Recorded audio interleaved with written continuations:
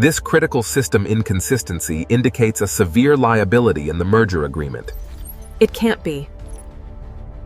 In a boardroom, silence is never empty. It is always waiting for someone to realize they are not the smartest person in the room. That morning, in a glass-walled executive chamber high above Chicago's financial district, the atmosphere was polished, controlled, and sharply hierarchical. The white male billionaire elite investor sat at the head of a long table surrounded by senior executives, lawyers, and analysts. Every seat represented authority, every glance measured status. Discussions moved in English, precise and structured, until he shifted tone without warning. He began speaking in fluent French. The room reacted subtly first, small smiles, nods of recognition, the quiet satisfaction of witnessing linguistic and intellectual refinement. French was not just language here, it was power, education, exclusivity. At the far end of the room stood a black female maid, dressed in a simple professional uniform, holding a digital service tablet used for room coordination. She was not part of the meeting, not included in the conversation, and no one expected her to follow anything being said. In their eyes, she was background presence, visible but irrelevant to discussion. The billionaire continued speaking in French, now shifting into strategic terms, contracts, acquisitions, risk adjustments, and confidential restructuring plans layered inside sophisticated phrasing. The executives leaned in, fully engaged, following every word with approval. A few even laughed lightly at a remark, reinforcing shared understanding among themselves. The maid remained still, her gaze lowered, appearing detached from the entire exchange. But her stillness was not absence. It was observation. She was listening, not passively, but structurally. Every sentence, every shift in tone, every coded phrase embedded within the French conversation was being processed with quiet precision. No one noticed the subtle change in her expression, barely perceptible, controlled, but focused. The billionaire finished a key point and paused, expecting agreement from the room. He received it immediately. Heads nodded. Papers shifted. The system of authority felt intact. Then, for a brief moment, his eyes drifted toward the back of the room where she stood. He saw her there, as he always did, as part of service structure, not intellectual structure. He did not expect comprehension. He did not consider it necessary. The executives resumed discussion in English, translating implications, reinforcing decisions, building consensus on what had just been said. Everything appeared stable. Yet something in the atmosphere had changed in a way no one had named yet. The maid adjusted her grip on the tablet slightly. Her expression remained calm, but her attention was no longer distant. It was complete. And in that silence between what was said and what was understood, the first fracture in the room's certainty quietly began to form. The boardroom returned to what everyone believed was normal conversation. But normal in this environment was never truly neutral. It was structured, layered, and quietly competitive, each sentence carefully positioned within an invisible hierarchy of intelligence and authority. The white male billionaire elite investor continued speaking in English again, shifting from French back into the shared operational language of the room. His tone remained controlled, confident, and directive as he summarized the strategic implications of what had just been discussed. Around the table, executives responded in measured agreement, reinforcing alignment through subtle nods and carefully chosen confirmations. Papers were adjusted. Tablets were reviewed. Financial projections were brought forward again on transparent digital screens embedded into the table surface. Everything appeared to return to procedural flow. At the back of the room, the black female maid remained in her position, holding the service tablet close to her torso, maintaining a posture of professional invisibility. She did not move closer. She did not interrupt. She did not attempt to participate. Yet her attention was no longer passive. It was fixed. The French phrases spoken earlier were still active in her mind, not as sound, but as structured meaning. She was not simply recalling words. She was reconstructing intent. The shift in tone, the strategic phrasing, the subtle contradictions. Embedded in formal language, all of it had formed a coherent internal map. The billionaire glanced briefly toward the far end of the room as he spoke, but his attention did not remain there. In his framework, she was still outside the boundary of discussion, present physically but not institutionally relevant. The executives followed his lead, reinforcing the same assumption through silence and engagement. Yet beneath the surface of this structured agreement, something unacknowledged was beginning to form. The maid slightly adjusted her stance, not as a reaction, but as a completion of thought. She had connected the French strategic phrasing with the English operational summary being presented now, and the alignment between the two revealed an inconsistency in projected outcomes that had not been openly stated. It was not a dramatic discovery. It was precise, quiet, and structurally significant. The kind of realization that does not demand attention, but changes interpretation once understood. She did not speak. She did not signal. She simply held the information in silence, fully formed. Across the table, the billionaire continued outlining next steps, his confidence intact, his authority unchallenged in appearance. But the system he was operating within had already been partially read from outside its intended interpretive boundary. And in that space between spoken authority and silent comprehension, the hierarchy of the room had begun to shift in a way no one had yet seen clearly enough to name. The boardroom maintained its structured rhythm, yet the rhythm itself was beginning to feel slightly misaligned, as if the underlying assumptions supporting the conversation were no longer perfectly synchronized with the information that had already been introduced into the space. The white male billionaire elite investor continued leading the discussion with controlled precision, outlining revised strategic directions in response to the earlier French language briefing. His tone remained confident, measured, and authoritative, reinforcing a sense of stability among the executives seated around the long polished table. Each participant responded in predictable cycles of agreement, analysis, and confirmation, maintaining the appearance of coordinated decision-making within a high-level corporate environment. Financial projections continued to update in real time across embedded digital interfaces, reflecting shifting risk allocations and adjusted forecasting models. At the far end of the room, the black female Maid remained still in her assigned position, holding the service tablet close to her body with disciplined neutrality.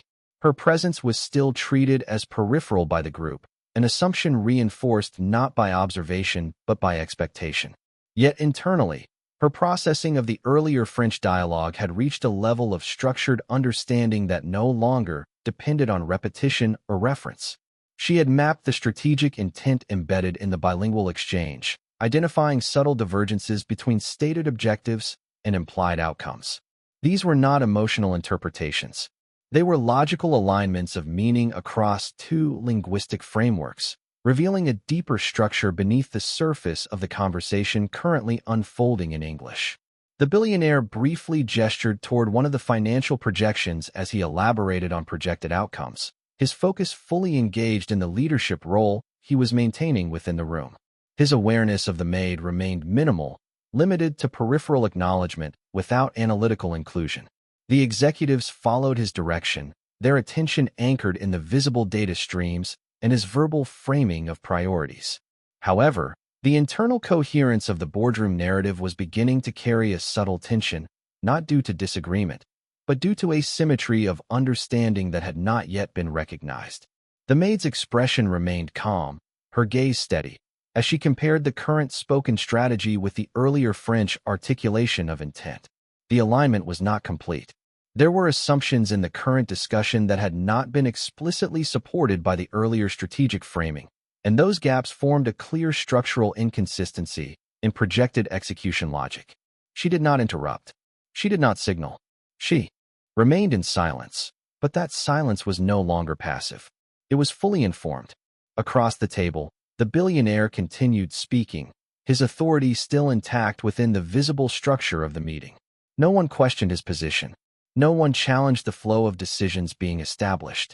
Yet beneath that surface continuity, the informational architecture of the moment had already shifted into a state where one participant understood more than was being explicitly stated, and that understanding existed without acknowledgement.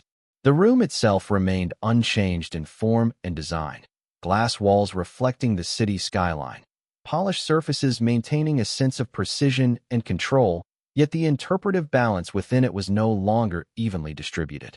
The maid adjusted her grip on the tablet slightly, not as a reaction, but as the completion of internal confirmation. The observation she had formed was stable, coherent, and fully integrated. Still, she remained silent. And in that silence, while the billionaire's voice continued to define the visible structure of authority, a parallel layer of understanding had already formed beneath it, waiting for the moment when it would inevitably surface into recognition. The boardroom continued operating in a state of controlled professional rhythm. But beneath that surface-level continuity, the informational structure of the meeting had begun to shift in subtle and irreversible ways.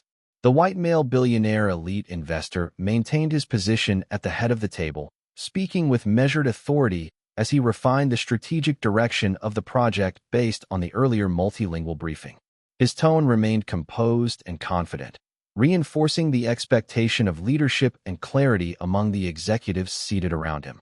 Financial models continued to update in real time across integrated digital surfaces embedded into the table and surrounding glass displays, reflecting adjustments in projected outcomes, risk exposure, and market positioning.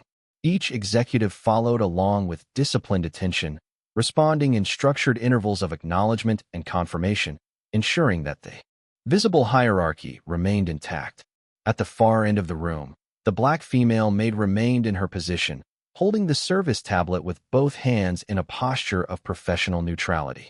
She was still visually categorized as peripheral to the discussion, her role assumed to be strictly operational rather than analytical. However, internally, she had already completed a full reconstruction of the earlier French language exchange, aligning its implicit strategic intent with the current English language execution plan being presented in real time. This alignment revealed a set of structural inconsistencies between stated objectives and projected outcomes, particularly in areas concerning timing assumptions and resource allocation dependencies. She did not react outwardly to this realization. Her expression remained calm and unchanged, reinforcing the appearance of non-participation in the intellectual dimension of the room. The billionaire continued speaking, gesturing lightly toward the digital projections as he outlined the next phase of implementation. His attention remained fully centered on the executives and the data flow, with only minimal peripheral awareness of the maid's presence at the edge of the room. The executives mirrored his focus, maintaining the structured rhythm of corporate validation through brief confirmations and silent agreement cues. Yet within the shared structure of understanding, there was now an asymmetry that no one had formally identified. The maid's comprehension of the earlier French strategic language had allowed her to perceive not only what was being said, but also what was being implied and omitted.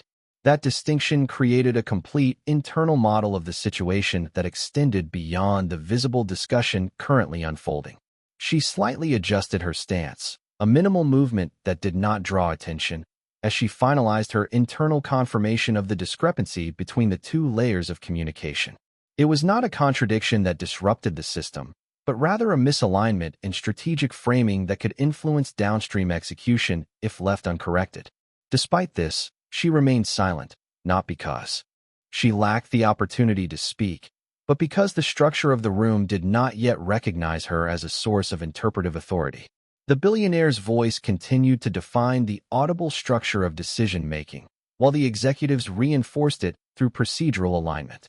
The room itself remained visually unchanged, its glass architecture reflecting the city skyline beyond, its lighting steady and precise, its atmosphere designed to communicate control and stability. However, the interpretive layer beneath that visual order had already shifted.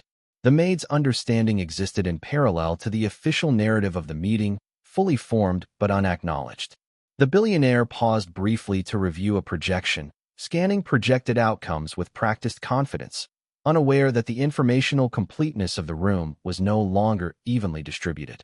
And in that silent divergence between spoken authority and unspoken comprehension, the foundation of the boardroom's perceived certainty continued to weaken without producing any immediate visible disruption. The boardroom maintained its formal operational structure, but the atmosphere inside it had begun to carry a subtle but continuous divergence between visible order and underlying interpretation. The white male billionaire elite investor remained at the head of the table, continuing to guide the meeting with controlled precision, his voice steady as he elaborated on the next phase of strategic execution.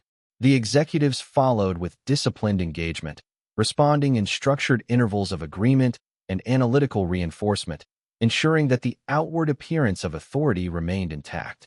Financial projections across the integrated digital surfaces continued to update in real time, reflecting adjustments in forecasting models, investment allocation strategies, and projected market response scenarios. Each update reinforced the perception of stability, even as the interpretive alignment within the room was quietly shifting. At the far end of the boardroom, the black female Maid remained in her position, holding the service tablet with steady composure. Her presence was still, formally categorized as operational rather than intellectual within the structure of the meeting. Yet internally, she had already completed a layered reconstruction of meaning across both the earlier French language exchange and the current English strategic briefing. This dual-layer comprehension allowed her to identify not only the explicit strategy being presented, but also the implicit assumptions embedded within it, particularly where projected outcomes depended on unspoken constraints not fully acknowledged in the discussion. She did not display this awareness externally. Her expression remained calm, neutral, and professional, preserving the expected visibility of non-participation. The billionaire continued speaking, occasionally gesturing toward the projected financial data, reinforcing the structured logic of his plan as the executives maintained attentive silence and measured confirmation. His focus remained centered on execution authority and strategic clarity, without direct engagement with the maid's interpretive position in the room.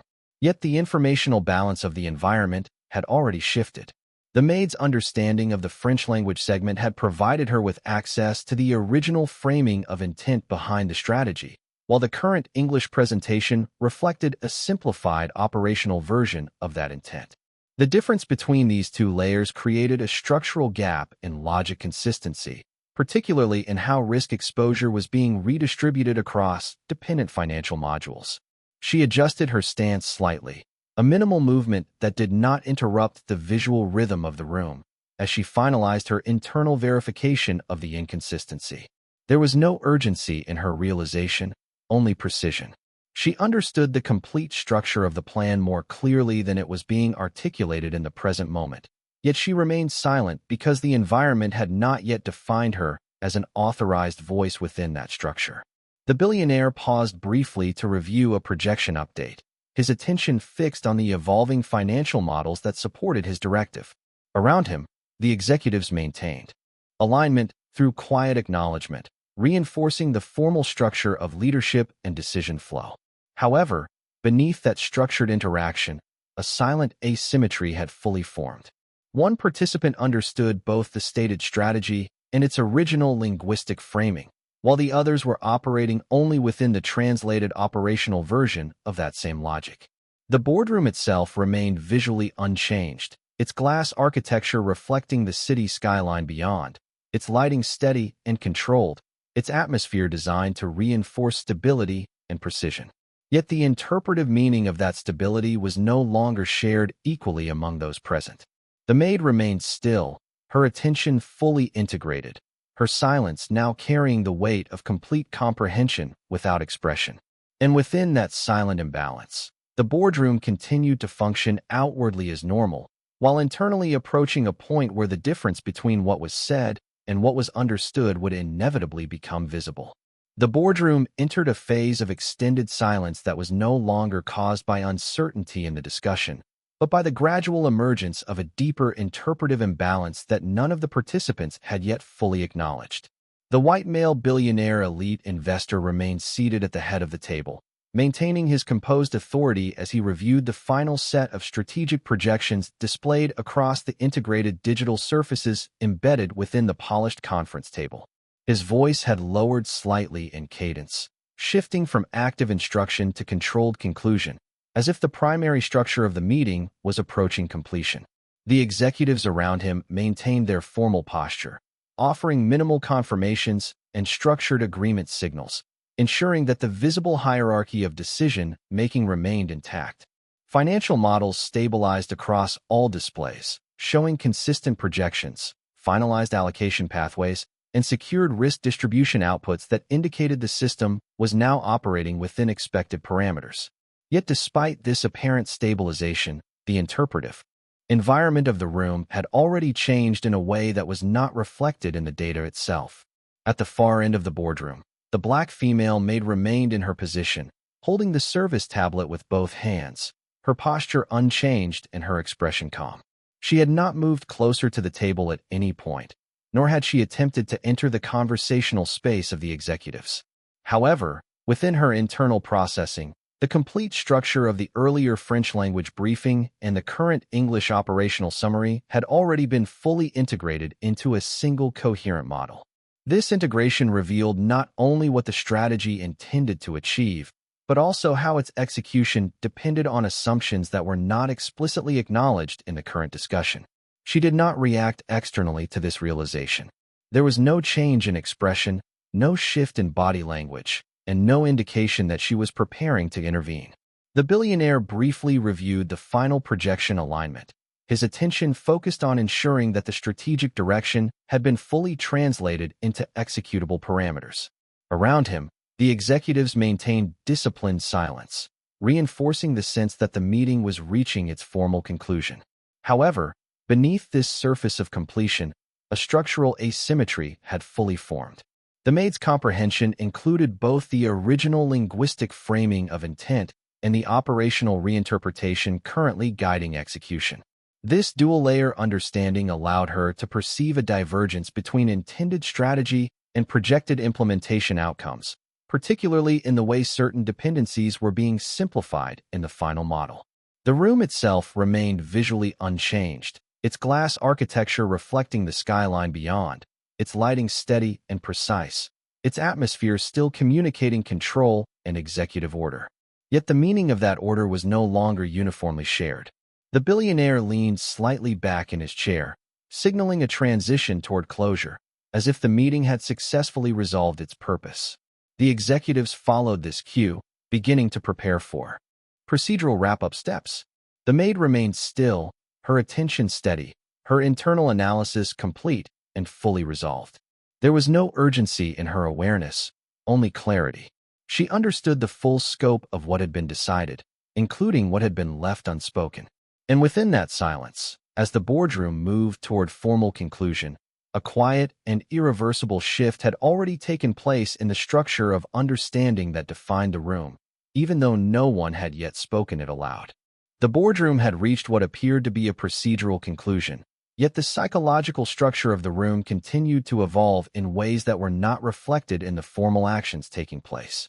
The white male billionaire elite investor remained seated at the head of the table, reviewing the final consolidated projections displayed across the integrated digital systems embedded into the polished surface of the conference table. His expression was controlled and composed, signaling that the strategic meeting was approaching closure, while his attention remained focused on ensuring that every adjustment discussed had been properly translated into executable financial structure. Around him, the executives maintained disciplined silence, their posture aligned with standard corporate closure protocol, offering brief confirmations that reinforced the appearance of complete operational agreement. The financial dashboard stabilized across all screens, showing finalized allocation routes, balanced risk models, and secured implementation pathways, all of which indicated that the system was functioning within expected parameters. Yet beneath this surface of completion, the interpretive imbalance that had formed earlier remained unresolved. At the far end of the boardroom, the black female maid continued to stand in her position, holding the service tablet with steady hands, her posture unchanged from the beginning of the meeting. She had not attempted to engage, nor had she drawn attention to herself at any point. However, within her internal processing, the full structure of both the French language strategic exchange and the subsequent English operational translation had already been fully integrated into a single coherent analytical framework. This allowed her to identify not only the intended direction of the strategy, but also the structural gaps between assumption and execution that were not explicitly addressed in the formal discussion. She did not react externally to this understanding. Her expression remained calm and neutral, preserving the expected invisibility of her role within the hierarchy of the room. The billionaire shifted slightly in his chair, signaling the final phase of the meeting, as if preparing to transition into formal closure. His attention remained on the data projections, ensuring that all strategic components had been accounted for. The executives followed his lead, beginning to prepare for procedural wrap-up, aligning their movements with the expected rhythm of high-level corporate conclusion. Yet despite this outward sense of completion, the informational structure of the room had already diverged into two parallel layers of understanding. One layer operated through visible authority and spoken confirmation, while the other existed within silent comprehension that had not been acknowledged. The maid's understanding belonged fully to this second layer. She had already recognized how the earlier French articulation of intent diverged in subtle but meaningful ways from the current operational interpretation, particularly in areas involving dependency sequencing and risk distribution logic. She did not intervene. She did not signal. She remained still, allowing the meeting to proceed within its established structure. The billionaire finally closed a section of the projection display, indicating that the primary discussion had concluded. The executives began to gather their devices and prepare for departure protocols, their attention shifting toward logistical closure. The room itself remained visually unchanged, its glass architecture reflecting the city skyline beyond, its lighting steady and precise, reinforcing the illusion of total control and resolution.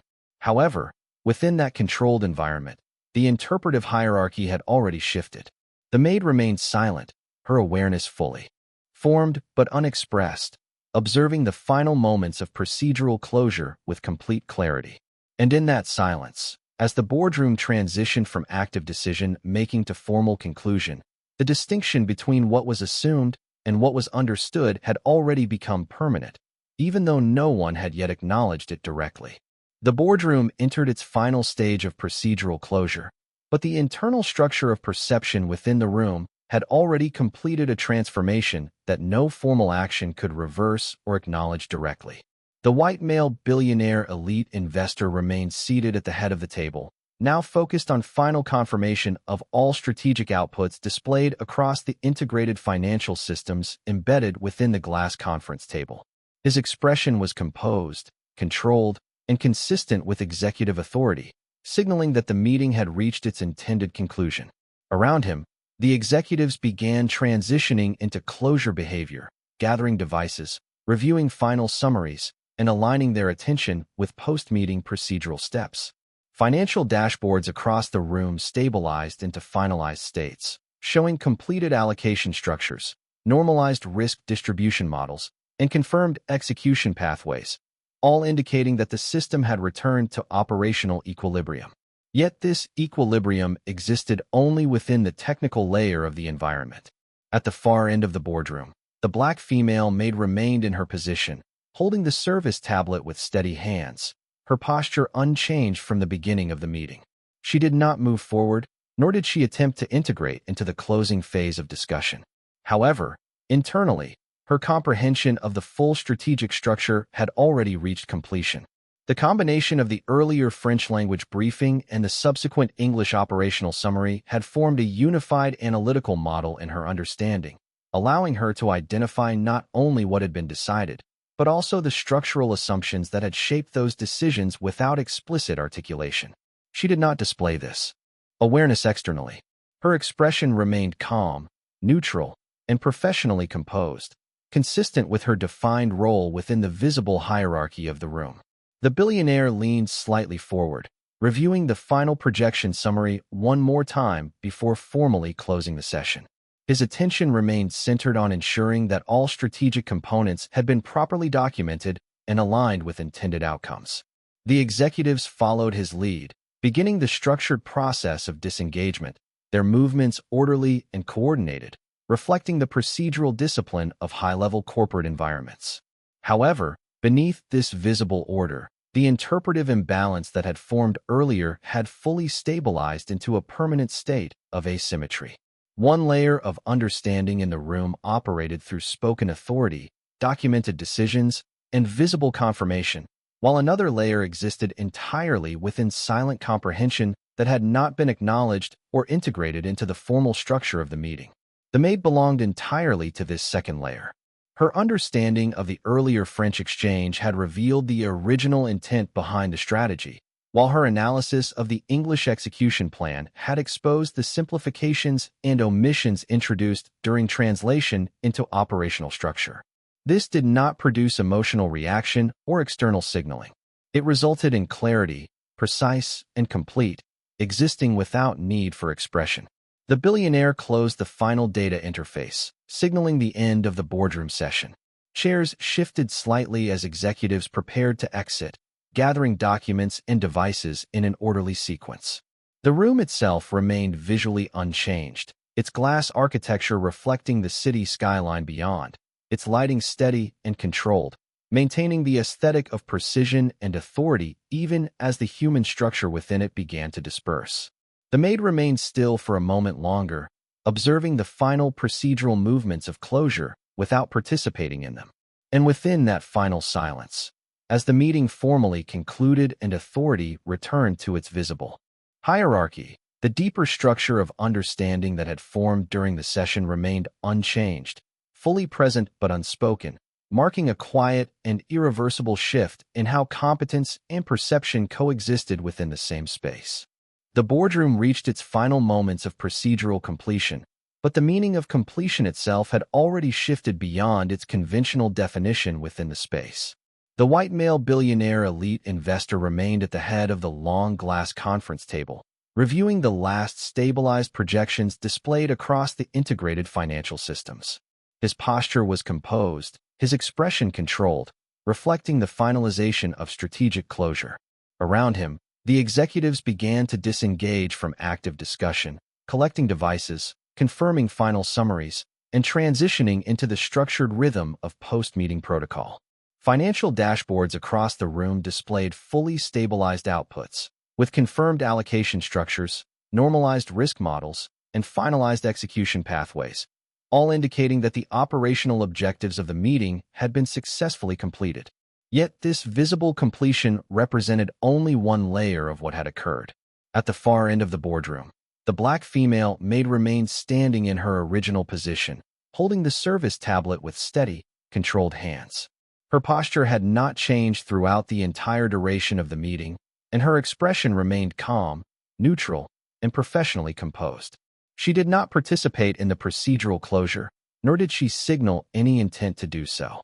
However, within her internal cognitive structure, the entire sequence of linguistic and strategic information had already been fully integrated.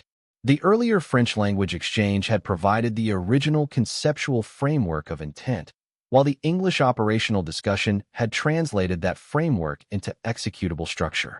The combination of both layers allowed her to construct a complete interpretive model that revealed not only what decisions had been made, but also how those decisions were shaped by unspoken assumptions and structural simplifications. She did not externalize this understanding. There was no expression of realization, no shift in emotional state, only the continuation of composed silence. The billionaire closed the final projection interface, signaling the formal end of the boardroom session. His attention shifted briefly across the room, acknowledging the completion of the meeting environment without extending focus toward any single individual for longer than necessary. The executives began to rise in coordinated sequence, maintaining professional order as they prepared to leave the space. Chairs shifted slightly, documents were gathered, and digital devices were secured, marking the transition from active decision-making to formal dispersal. The room itself remained visually unchanged, its glass architecture reflecting the city skyline beyond, its lighting steady and controlled, preserving the aesthetic of precision and authority even as the human structure within it began to dissolve into movement. The maid remained in place for a final moment, observing the completion of procedural closure without participating in it. She did not move, nor did she require acknowledgement of her presence within the final structure of the meeting. And within that final silence, as the boardroom transitioned fully into post-meeting state, the deeper informational imbalance that had formed earlier remained intact. One layer of understanding had been recorded, spoken, and formalized, while another layer existed entirely within silent comprehension that had not been acknowledged, yet could not be removed. The billionaire and executives departed under the assumption of closure, while the maid remained briefly in stillness, carrying within her complete awareness of both layers of meaning that had defined the entire encounter. And as the room emptied, the contrast between visible authority and silent comprehension remained unresolved, not through conflict, but through absence of recognition, marking a final and irreversible shift in how understanding itself had been distributed within the space.